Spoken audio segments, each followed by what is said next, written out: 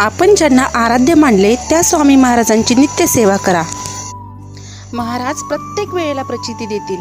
महाराज तुमच्या मागे उभा राहतील. महाराज आपल्याला सांगतील, हम गया नहीं जिंदा है.